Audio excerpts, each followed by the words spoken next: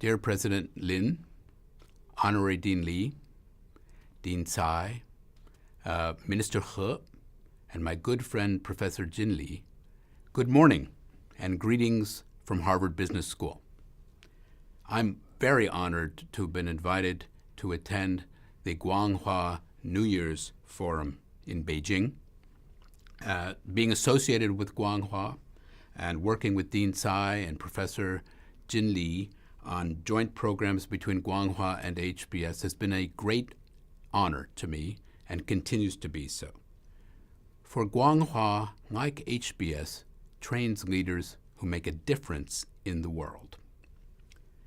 We have another joint executive education program this year on family business in China, the second iteration of an extraordinary program that began last year thanks to the vision of Dean Tsai and Professor Li.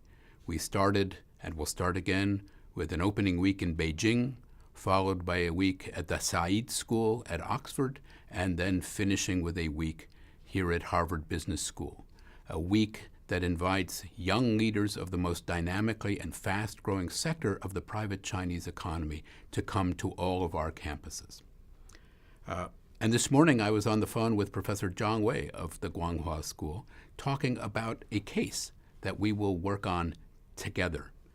The fact is, our cooperation between Guanghua and Harvard Business School is an example of the fact that in the world of teaching and learning, no one university can do it all.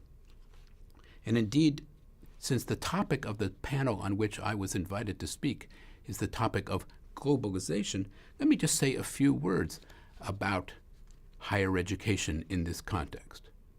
Surely no industry is more interconnected, more global than the world of higher education across multiple continents. We at Harvard benefit enormously by the faculty and students we come to us from China. One of my own students was the original Harvard girl, Hafa Nuhai, one of the best students we have ever had here at Harvard.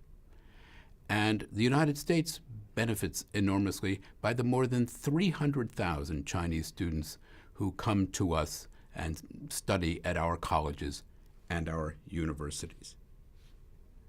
This interconnection is not a new phenomenon. As you know, at Beida, the original campus is the campus of the Beijing University, a university with close connections with Harvard.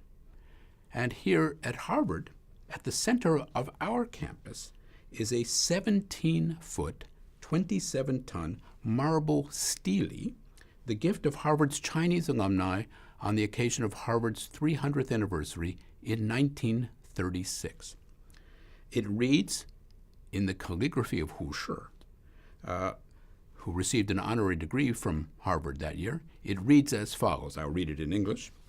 The strength of a nation depends upon the progress of civilization, which in turn is contingent upon the growth of intellectual knowledge of its people.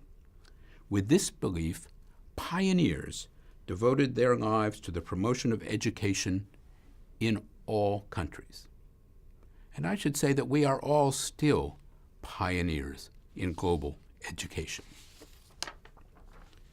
I only regret, and I regret it very sincerely, that I can't be with you in Beijing today.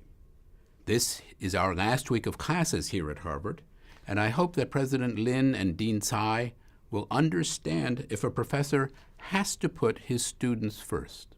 As we might say, 以学生为本. Now, I speak to you this morning from a country that is still very much divided in the aftermath of our presidential election. As you know, President Trump has won an apparently decisive majority in the Electoral College. Mrs. Clinton has won a significant majority in the popular vote. In our system, the former counts legally, but the outcome of the popular vote, and never has the divergence between the Electoral College and the popular vote been this large, this suggests that it may not be easy for this country to be united after this election, even if one party is in control of both the executive and the legislative branches. And as you know, majorities come and go. President Obama was elected with a significant majority in both the Senate and in the House, and while he remained a popular president, the Republicans would take control of both chambers during his tenure. Nothing lasts forever. But for the next 2 years at least, there will be one party in control, with the other one still having significant influence. The outcome of this election was a surprise to almost everyone, indeed, including, I suspect, Mr. Trump himself. Here, in what some people call the People's Republic of Cambridge, Massachusetts, the shock was probably greater still. And yet there is a sense that we all have that the American Republic has had and has survived many types of leaders and many political transitions because our underlying institutions, the separation of powers between the different branches of government or between the federal government and the states, remain intact, even if they may be rather stressed at the moment. I must apologize, meanwhile, to all of my Chinese friends to whom I had confidently predicted over the last year or so that Mrs. Clinton would ultimately prevail. Elections in this country, it turns out, are unpredictable. Now, what will the outcome of this election mean for issues that matter to all of us gathered here on either side of the Pacific, to my friends at Beida and at Guanghua? What will it mean for Chinese-American relations and for U.S.-Chinese business relations? No one can answer these questions confidently at the moment, for Mr. Trump's foreign policy experience has been largely limited to the realm of global real estate. And he has given many contradictory answers on foreign policy questions during the course of the campaign.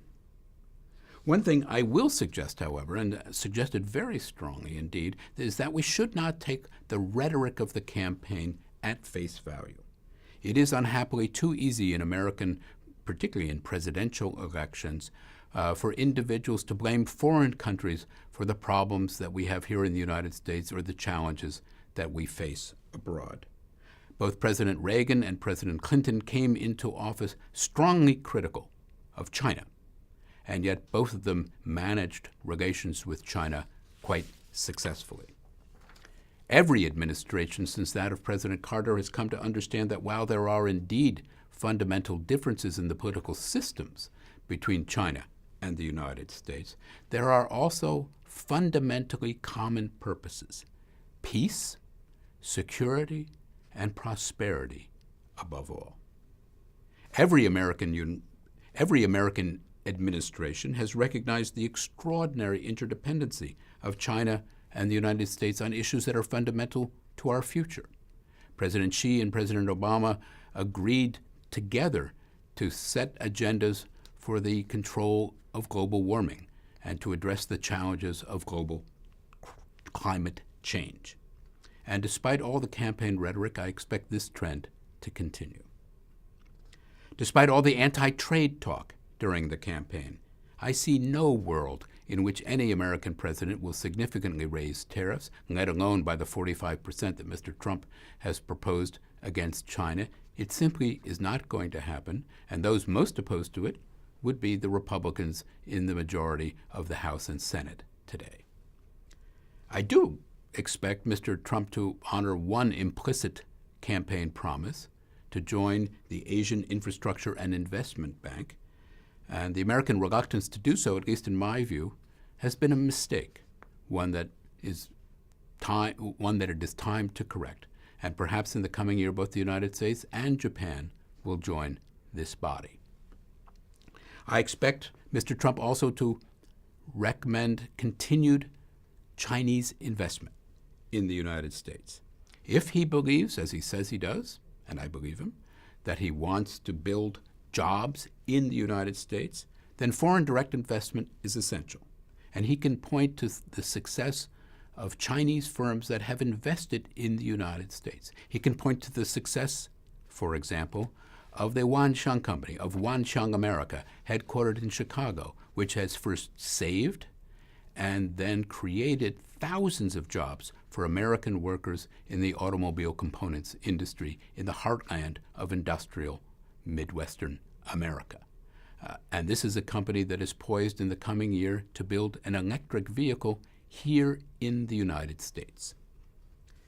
And if, as he says, Mr. Trump is interested in rebuilding American infrastructure, well, it would make obvious sense for him to cooperate with the world's largest builder and exporter of infrastructure, China. As I tell my Harvard Business School students, Chinese workers built the first American railway networks. Perhaps Chinese firms can build a second, and this time we will actually pay them for it. Finally, in terms of security issues, the greatest one facing China, the United States, and indeed all of East Asia is the nuclear policy of North Korea. It is high time for leadership and statesmanship in both Beijing and in Washington to address not simply the short-term containment of a dangerous and criminal regime, but above all the long-term future of the long-suffering people of North Korea, with a path toward a peaceful reunification of the peninsula and in a way that does not threaten Chinese security.